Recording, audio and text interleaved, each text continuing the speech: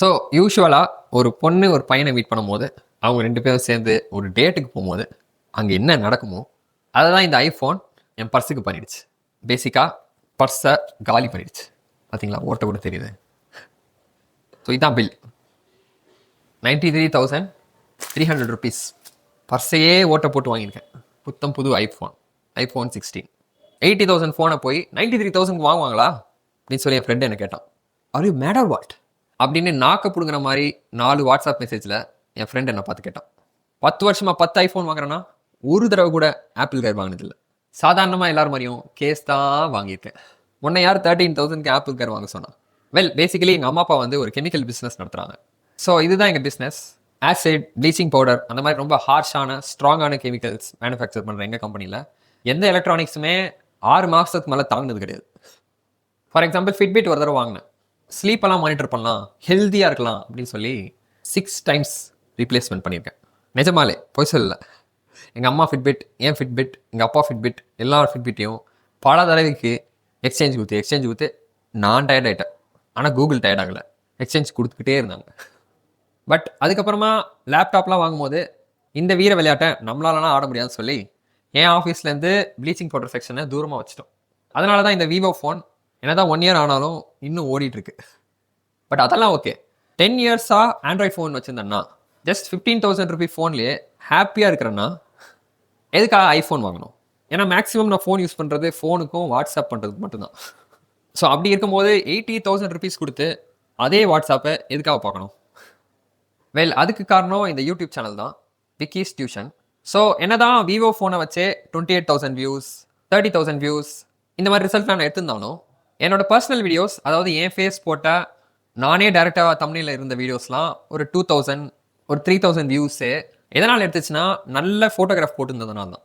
So பார்த்தீங்கன்னா 2 ஃபோட்டோலையுமே background blur, அதாவது நான் செம கிளியராக ஆனால் பேக்ரவுண்ட் மட்டும் பிளராக 2 ஃபோட்டோலையுமே இருக்கும்.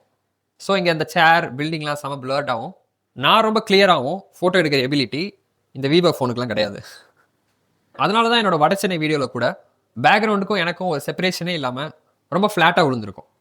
ஸோ ஆன்லைனில் எல்லா யூடியூபர்ஸ் பார்த்தீங்கன்னா பயங்கரமான பேக்ரவுண்ட் பிளர், அதாவது இந்த பிளான்ஸ்லாம் சுத்தமாக கண்ணுக்கு தெரில, ஏதோ கண்ணில் பவர் வந்த மாதிரியும் கண்ணாடி போடுற மாதிரியும் ஃபீல் ஆகுது.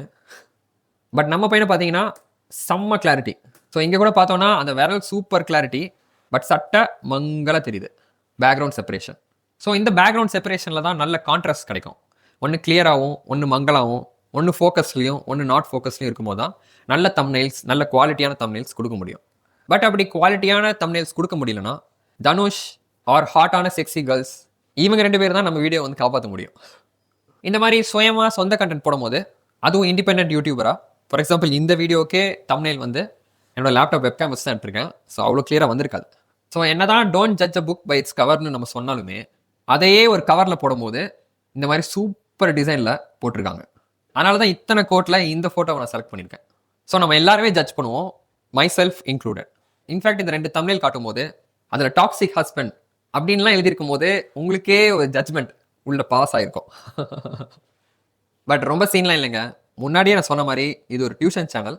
அண்ட் டாக்ஸிக் ஹஸ்பண்ட் வீடியோக்குள்ளேயும் பயங்கரமான நியூரோ சயின்ஸ் லெக்சர் தான் எடுத்திருப்பேன் உள்ள. ஸோ நான் படத்தை பற்றி பேசினாலும், செக்ஸை பற்றி பேசினாலும் எப்பயுமே அங்கே ஒரு எஜுகேஷனல் அண்டர்டோன், ஒரு எக்ஸ்பிளைனர் வீடியோ, ஒரு செல்ஃப் இம்ப்ரூவ்மெண்ட் வீடியோவாக தான் அது எல்லாமே இருக்கும். பட் ஃபஸ்ட்டு கேமராவே பார்த்து பயந்த எனக்கு 33 வீடியோஸ் கன்சிஸ்டண்ட்டாக போடுறது பெரிய மலையாக ஃபீல் ஆச்சு.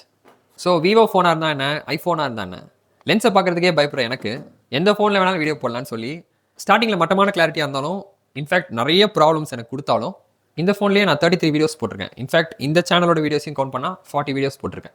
But now that I'm regular and consistent. காசு போட்டு இன்வெஸ்ட்லாம் பண்ணலாம், திருப்பியும் அந்த காசுலாம் எப்படியாச்சும் கொண்டு வந்துடுவேன் அப்படின்னு ஒரு நம்பிக்கையே வந்துச்சு.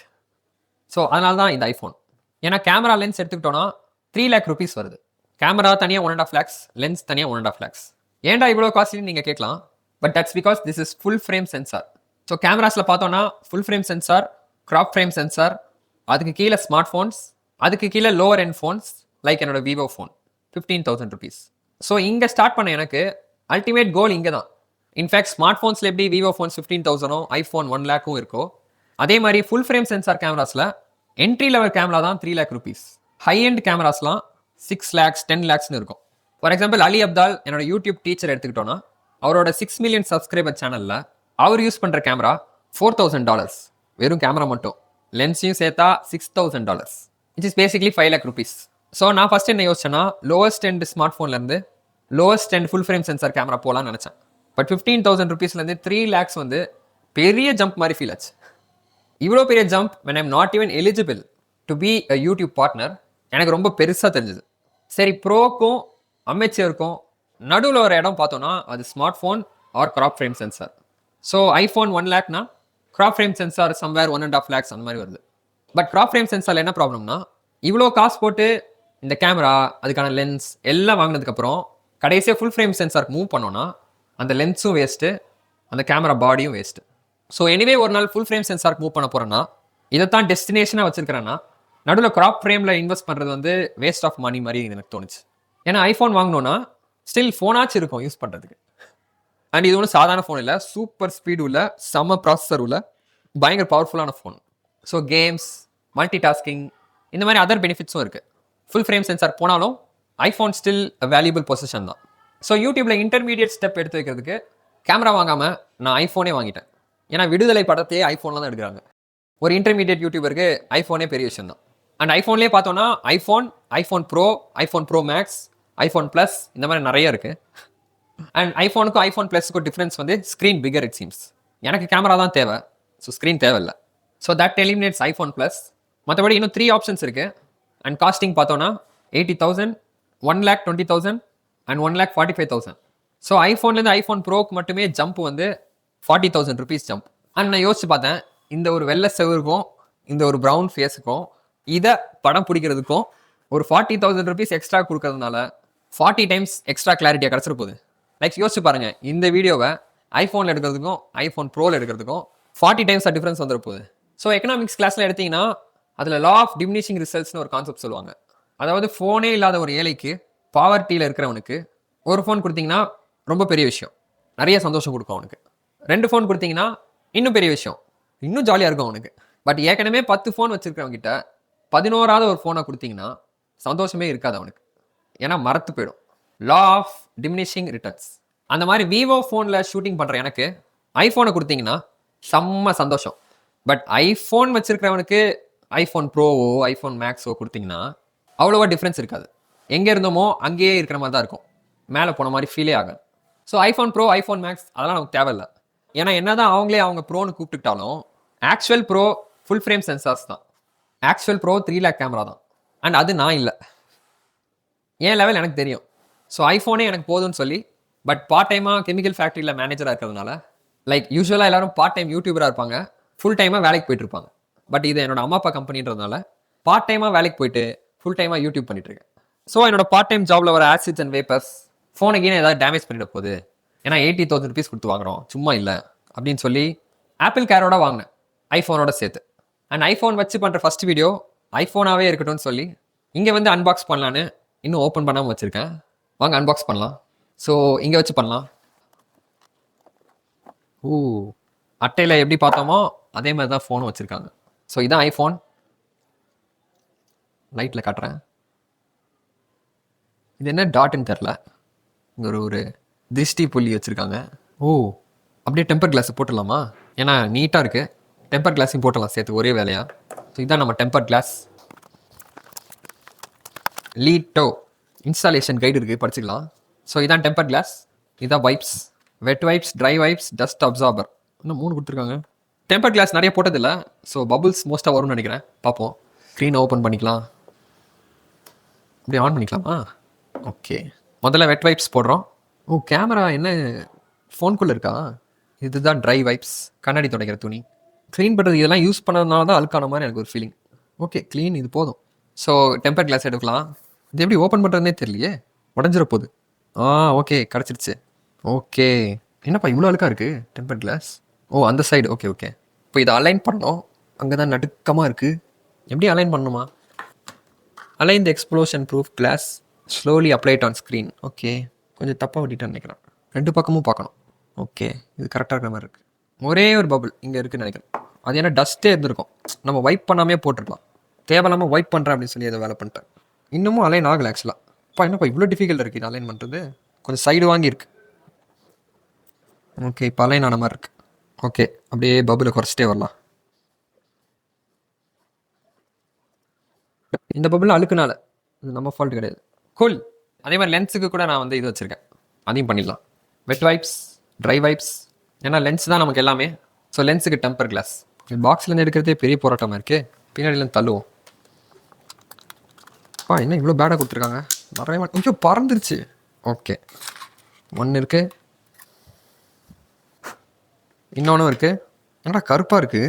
ஓ அப்படியா, இதுதான் ப்ரொடெக்டரா? ஓகே போட்டாச்சு.